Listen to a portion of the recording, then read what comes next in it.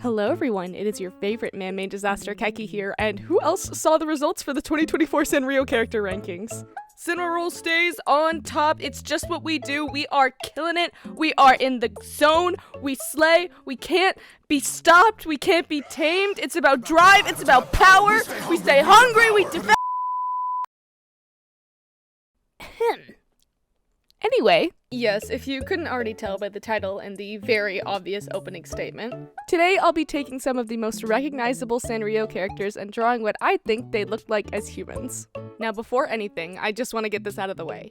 These designs are how I personally think they'd look. You are completely free to have your own opinions and headcanons as to how you envision these characters, because at the end of the day, we're all different and very unique people. Besides, we're all artists here. If you think they'd look different, please feel free to take on this challenge yourself, because it was so fun.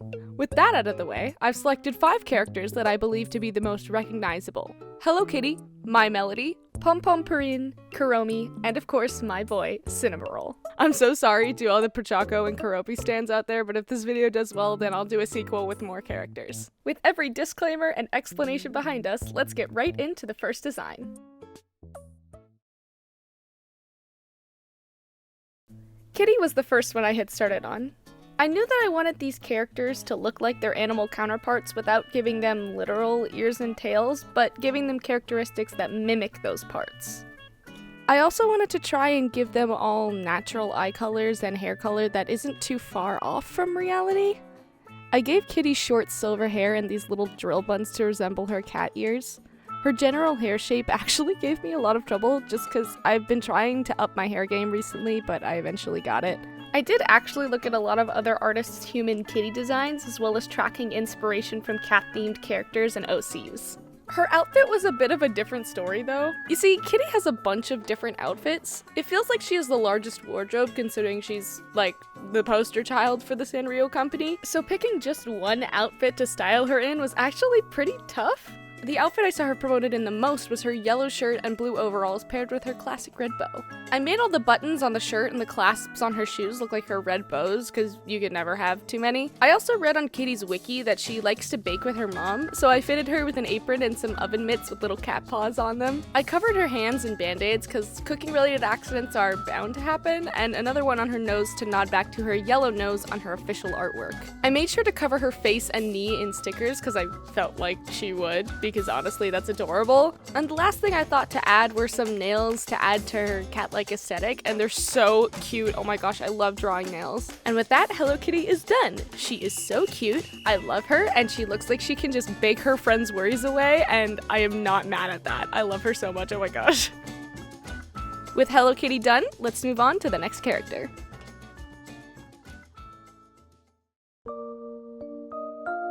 Next up is My Melody. I actually didn't know much about My Melody before researching for her design, but after looking her up extensively, I thought I had a good grasp on her personality. Well, that's a bit of an overstatement. Not many of the characters have more going on besides being kind and happy and adorable, so finding a way to distinguish her design was actually really hard. I knew from the beginning that I wanted her to have large twin tails that act as her bunny ears, but the whole deal with Melody's design is that she has a hood that her grandma made for her that she wears literally everywhere. So in order to circumvent that issue, I made her hood into a little hat with her signature flower on it. Oh, wait, is it a bow? Wait, hold on. Is it a bow?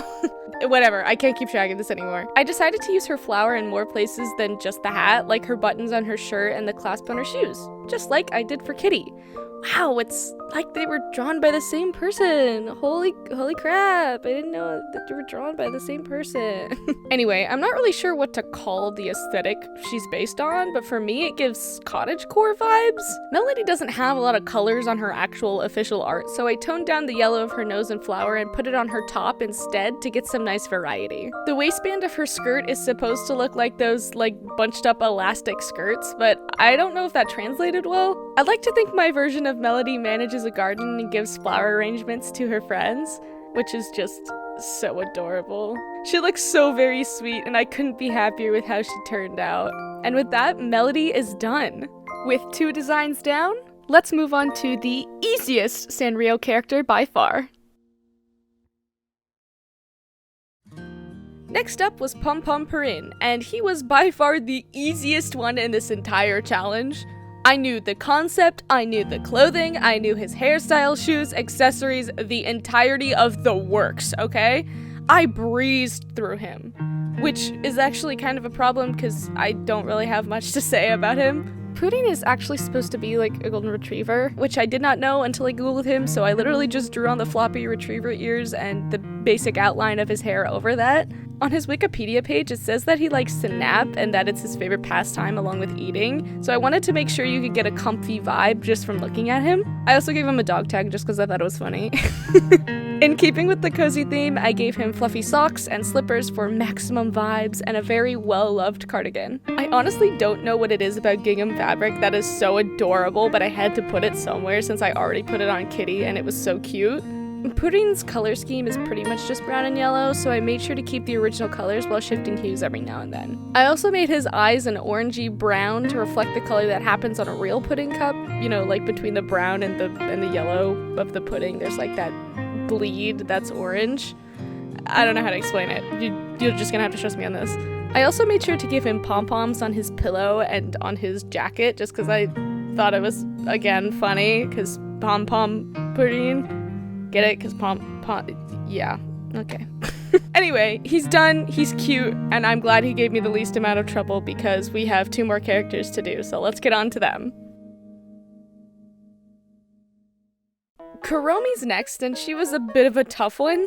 The internet at my house actually went dark right before I started to draw her, so I couldn't open up so much as a Wikipedia page to find out what her personality was like, so I just kind of guessed. I mainly went off what I remembered Kuromi was like, which was a villain, kind of emo and mischievous. The original theme I had for her in my melody was a sort of Nana Vivienne Westwood type of vibe with a sleek dress and leather jacket, but it felt very, I don't know, lackluster compared to all the previous designs I had drawn. I decided I needed to step away for a bit, you know, at least until I could Google her and come back at a later time. A few rounds of Rummy Cube and a good night's sleep later, I was back on the grind. Her aesthetic wasn't too different from what I had expected. She considers my melody her rival, but eventually becomes her friend. What I didn't know is that she really likes pink and girly things, as well as cherries. Okay, scratch everything kawaii pastel goth it is. So yeah, complete overhaul of the outfit. She's got tons of layers with a mostly plaid pattern covering her leg warmers and skirt. I knew she needed texture to her outfit, so I made sure to add lots of belts and tights that matched the color scheme I made for her, which consisted mostly of black, purple, and pink. I made sure to put a little silver in there just to accent her already existing color palette. Also, because gold would just not work on her, let's be real. She's a goth girly, and we all know it. I made sure to give her a killer manicure too, just because for some reason I've been really into drawing nails lately, but it doesn't matter because they look cool, so sue me. I also made her hair resemble her hat, just because I remember searching Kuromi on Google and finding out she already had a human design. I'm not sure if it's like canon to Sanrio lore or something, but she kind of gave off like Black Swan vibes, and her hair was kind of poofed out in these pigtails that kind of resembled her hat, which I thought was really cute, so I kind of riffed off of that. She looks so cool, and I absolutely love how she can look intimidating, but also very adorable. With Kuromi done, we'll move on to the last one of the Sanrio characters. It's time.